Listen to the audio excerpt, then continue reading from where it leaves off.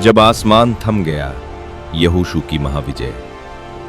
धूल का तूफान उठ रहा था, पहाड़ों के बीच गूंजती हुई तलवारों की टकराहट, घोड़ों की टापों से कांपती धरती। इजराइल की सेना रात भर पहाड़ चढ़ती रही। आगे आगे थे निर्भीक सेनापति जोशुआ। आंखों में थकान नहीं, केवल एक ज्वाला। पीछे सैनिक हाँफ रहे थे, पर उनके भीतर विश्वास की आग जल रही थी।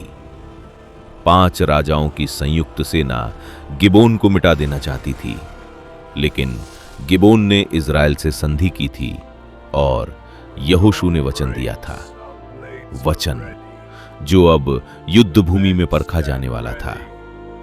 युद्ध का विस्फोट सुबह होते ही यहोशू ने अचानक आक्रमण किया। दुश्मन घबरा गया। चट्टानों से टकराती चीखें, तलवारों की चमक से जगमगाता मैदान। तभी आकाश काला हो गया। गरजती बिजली ने धरती को चीर दिया और फिर विशाल ओलों की वर्षा। दुश्मन के सैनिक भागने लगे, कुछ ओलों से गिर पड़े। ये केवल इंसानों का युद्ध नहीं था, स्वर्ग स्वयं हस्तक्षेप कर रहा था। फिर भी खतरा बाकी था। सूरज पश्चिम की ओर झुक रहा था। यदि अंधेरा हो जाता, शत्रु पहाड़ों में छिप जाते। यहोशू ने यह देखा। उसने तलवार नीचे की, दोनों हाथ आकाश की ओर उठाए। पूरा युद्ध मैदान शांत हो गया। असंभव की घोषणा उसने गर्जना की, हे सूरज, गिबोन पर ठहर जा, और हे चांद, अय्यलोन की तराई में रुक जा। सैनिक स्तब्ध रह गए। दुश्मन ठिठक गया, और तभी समय की धड़कन धीमी हो गई। सूरज रुक गया, चांद स्थिर हो गया, छायाएं आगे बढ़ना बंद कर दी।